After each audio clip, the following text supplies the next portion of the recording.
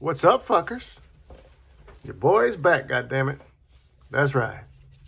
Just got back from a little vacay over the weekend, little R&R, and I came home to this. Another mail call. Man, life is good. I almost cut the trip short just to get back to get these packages. But I had my son at the crib, so he secured them for me. But first, if you enjoy this content, I'd ask that you would share, like, comment. Most importantly, subscribe. It does help the algorithm, does help your boy with the channel, and it does help me to go viral, goddammit. That's right. All right, first off, let me get a little hydration going. Got to stay hydrated, y'all. And I'm doing that courtesy of sparkling polar water. I'm a sparkling water fanatic. I'm currently taking applications for any sponsorships for all you seltzer water companies out there. I buy a shit ton of it. So let's do it.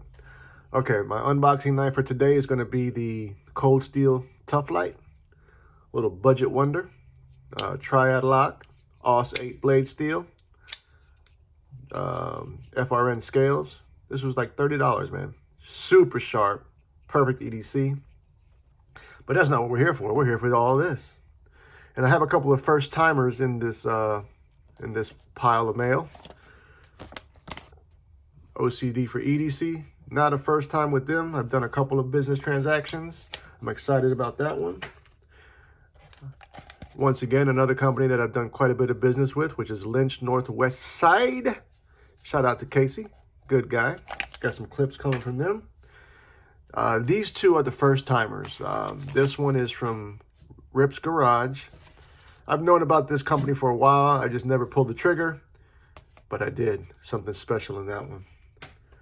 But this one right here, first time, and I'm a little bit worried because as you can possibly see here, I don't know if that's the way they shipped it or there was some tampering going on, but they seem to have either that or maybe they just tape it as a sense of security. But when I saw that, I said, oh shit, what's going on?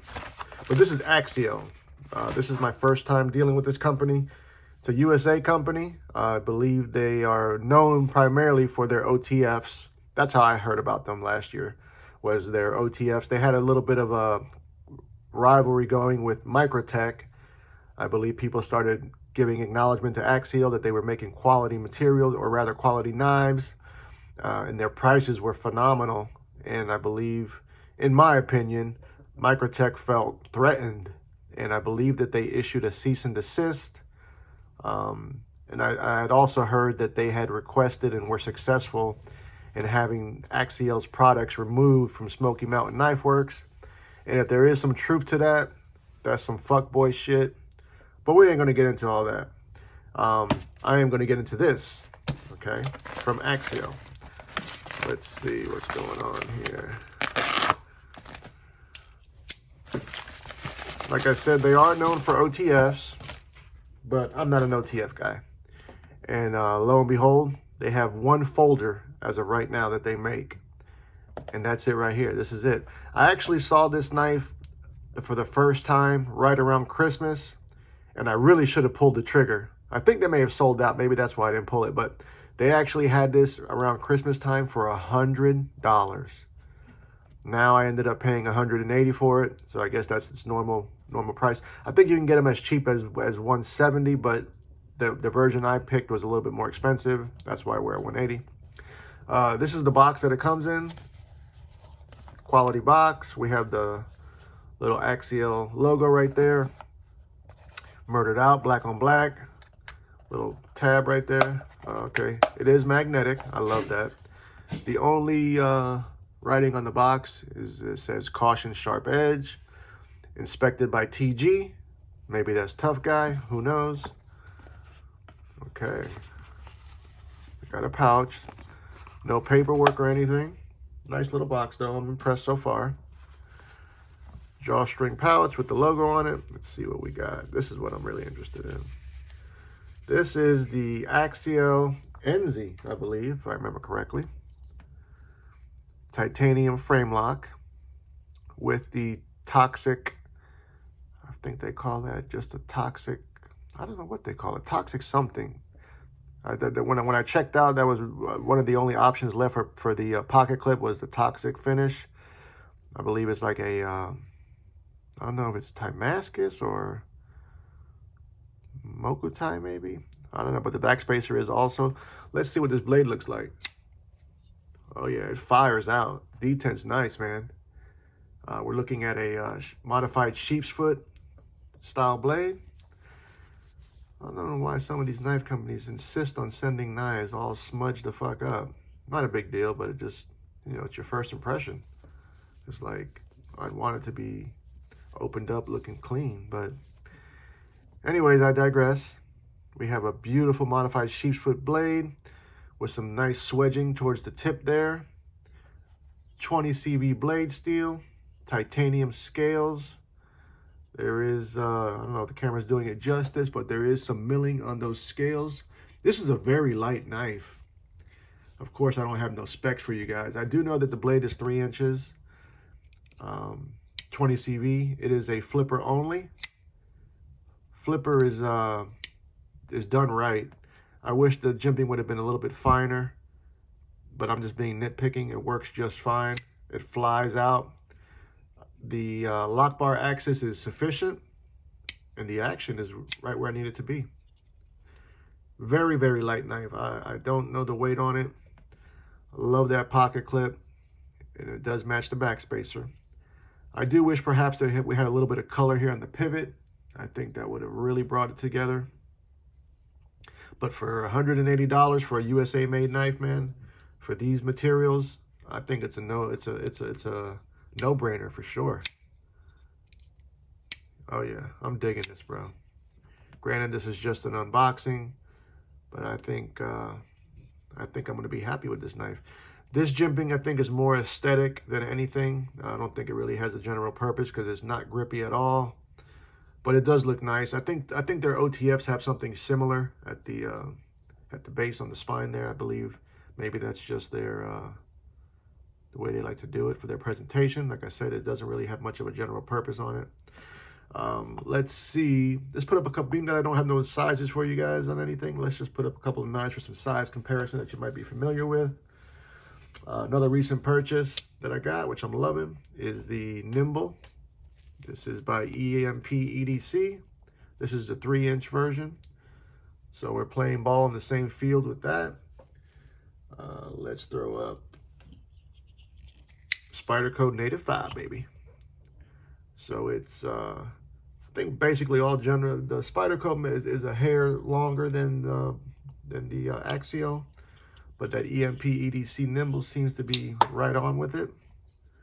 Now, if you're not familiar with those, let me throw up a couple of more. Budget button lock of the year, in my opinion, last year, which was that CJRB Pyrite. It's actually quite a bit smaller than the Pyrite. And lastly, another good knife that came out last year, or rather, let's change it up. Let's go with a recent drop, which was the Devo Knives Mash. That's been all the rage recently. Phenomenal knife by Devo. Shout out to them. So the Axial Enzi is smaller than both of them. So it is a small knife per se, but for some people that's the perfect size for EDC. For me, I prefer them to be a little bit bigger, but I don't think you'll intimidate much people when you pull this out. You know, some people are weird like that. They get all sketched out when someone pulls a knife out. And as much as I do with all my flicking and shit, I'd like to keep the attention down to a minimum. But ergonomically, it's good, man. It fits in the hand. I don't feel any hot spots. What's that noise? That pocket clip is reversible, right or left hand tip up carry. We have recessed body screw in the front. We only have one screw besides our pivot. And actually this show side pivot is you can't do anything with it. There's no torques on that side. So you access it through the lock side, which is cool, I guess. I'm assuming that it must be a captured pivot. Let's find out actually. Let me find out right quick. T8. Yeah, it's captured. Blade is centered. Right? Yeah, it's centered. Yeah, anytime that I can get behind an American company and give my support, especially when they're fairly priced and they're producing a product like this, fit and finish is good. And like I said, once again, the price is good. I'm happy with doing that, bro. Anytime that I can do that, I will. Granted, the bottom line is the most important is the knife itself. You know, I don't care where it comes from. I mean, I would prefer to spend my money and help my local economy. So I'm going to always try to go towards an American company. But if an overseas company is producing a great knife at a great price, I will also do that. So, all right, y'all. That's basically it. Axial Enzi. I will do a further review at some point. This was just a general unboxing. Let me know what y'all think in the comments. I'm digging it. It's going to go in the pocket either today or tomorrow. I have other knives that are also new, and we'll get some pocket time this week. So maybe I'm going to start posting like a Monday week carry or something like that. I've seen some other channels do that where they'll post what they're going to rock for the week. Or maybe I'll do like a end of the week thing where I go show you guys what I rocked all week. But if you'd like to see what I'm rocking daily, you can always check me out on Instagram. I do daily pocket dumps. That's really about it. I don't really do much besides that on Instagram. My more thorough reviews are always done on YouTube. So stay here. If you're not subscribed, make sure you do. Make sure you hit that alert button so you can find out when your boy's dropping heat. Love you. Mean it. Until the next time, cut something. Cut someone, just don't cut yourself. Stay dangerous, fuckers.